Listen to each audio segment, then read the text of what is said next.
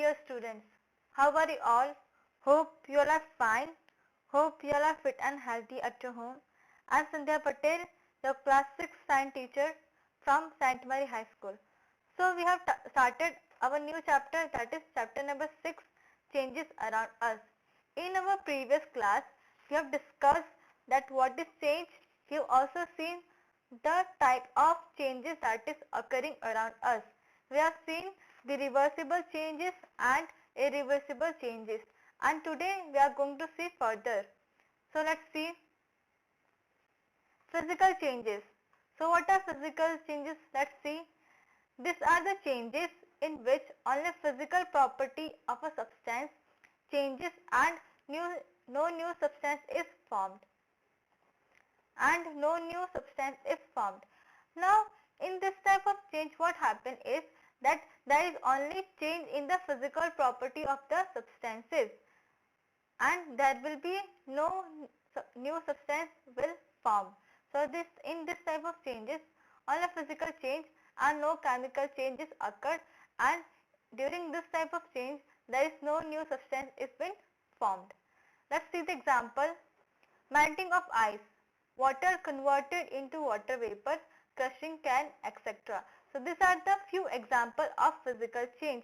We know that melting of ice is a physical change. Why? That because the ice that is in the solid form, it will melt and become liquid form.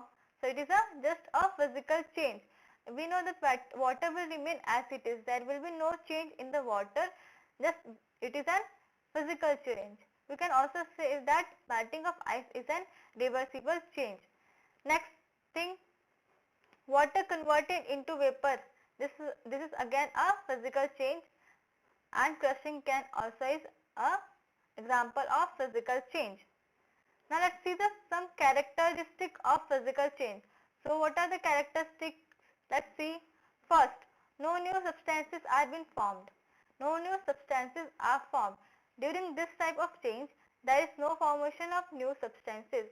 Means that the substance which we have used, it will remain as it is and no new substance is been obtained. Products are identical to the reactants. Means in this type of change, the product which we are taking, the substance which we are taking, and the thing which we obtain, they are identical. Identical means that it is same. So products are identical to the reactants. These changes are reversible. So I have just said that melting of ice is an example of reversible change also. So physical changes are a reversible thing. Now this thing I hope clear. Now let's see ahead. Chemical changes. These are the changes in which chemical property of substances change and a new substance is formed. For example, rusting of iron, burning of candle, etc. Now, in chemical change, what happens? In this type of changes, the chemical properties, the substance which we are taking, the chemical properties is being changed and we are obtaining a new substance. For example, if we take example of rusting of iron, we know iron is a metal, right? But when rusting takes place on it, it is been converted into metal oxide. So from metal we are obtaining metal oxide. From iron we are obtaining iron oxide. So there is a chemical change. Similarly, burning of a candle, we know that candle is being made up of wax. But when we burn it, we know from the flame carbon dioxide is being released. So there is a formation of new substances. So this is a chemical change. Now let's see the characteristics of chemical change. First, properties of products are different from the properties of the reactant. Now in this type of change, what happens? The product which we are obtaining has a different property compared to the reactant that we have taken. So the properties of product and the properties of reactants are different. Second is, most of the chemical changes are irreversible. Means most of the chemical changes are irreversible in the sense the changes that are taking place are irreversible. They cannot be reversed. And the third one is, these changes always result in energy changes. So whenever chemical changes been taking place, there is always a result in energy change. There will be also change in the energy also. So this is what chemical change is. Now let's see other type of changing. Now apart the reversible, irreversible, physical and chemical change, there are also other types of changes too which are been occurring around us. So let's see which are they. Let's understand the other changes by an example. So here an example has been given. The iron plate of axe has a ring in which the wooden handle is fixed. You all must have seen an axe, right?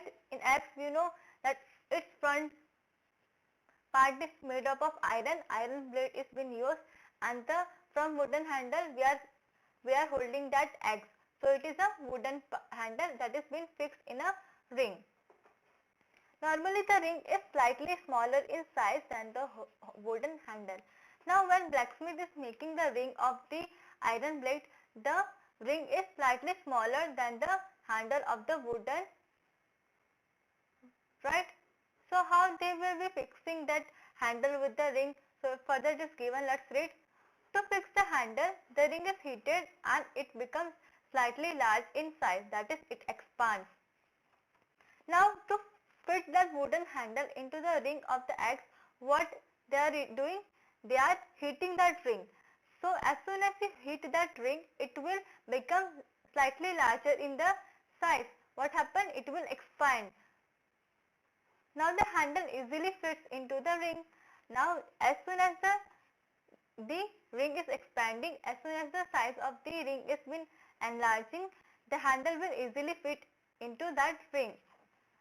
When the ring cools down, it contracts and fits tightly onto the handle. Now when the heat goes out from the ring and it cools down, it will again contract. Contract in the sense the size become again the size will become normal that it was in start. It will become smaller in size and fits tightly onto the handle, and as soon as it become normal, it will fit tight on the handle. Such a change is used for fixing the metal rim on a wooden wheel of a cart. Now this type of change is also been used for fixing a metal rim on a wooden wheel of a cart. So this thing you must all have been observed in your surrounding. So what type of change this is? So let's see. It is expansion and contraction of material. We have just read that on heating the ring of the iron blade, it is expanding. It is been slightly larger in the size, and on cooling, that is in cooling, it will contract. Contract means that it will become its original size. So this thing is happening. So what is that? That is the expansion and contraction. So let's read. Some materials expand on heating and some contract on cooling. So some material are there which will expand when we heat them, and it will contract when we cool them. Heating makes the particles that form the material expand or become loose. Now when we heat the particles that are being used to form that material, they will expand or it become loose.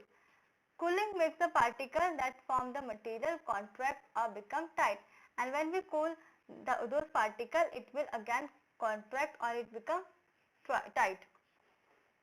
When the temperature increases, the particle of a substance expands or become loose. When this happens, the material is said to undergo expansion. So when we are giving temperature or when the temperature is increasing, what happens? The particle of that substance will expand or it will become loose, and when this thing is happening in a material, that thing is known as expansion. When the temperature decreases, the particle of substance contracts or become tight. When this happens, the material is said to undergo contraction. Now when in certain materials the particle get contract when we decrease the temperature. So while decreasing temperature, when the particle of substance contract or becoming tight, when this thing is happening, that material is said to undergo contraction. So this is the another type of changes, that is expansion and contraction. The amount of expansion or contraction varies in solid, liquid and gases. Now this change or this expansion and contraction amount will vary in solid, liquid and gases. So this is what is another type of changes, that is expansion and contraction of the material. So I hope this thing is clear. Now let's quickly revise what we have studied today. So we have studied about physical change, then chemical change. What is physical change? In that only physical properties been changing and we are not obtaining any new substances. Second was chemical change. In that chemical properties been changed, we are obtaining a new substance. Then after that we are seeing expansion and contraction. In the material, we give heat or the temperature rises, the particle of that substance will expand, and that type of change is known as expansion. While in some material, what happens when we decrease the temperature, the particle of that substance will contract, and those type of changes known as contraction. So for today this much only, and in our next class we are going to see further what is given in your textbook. So thank you so much.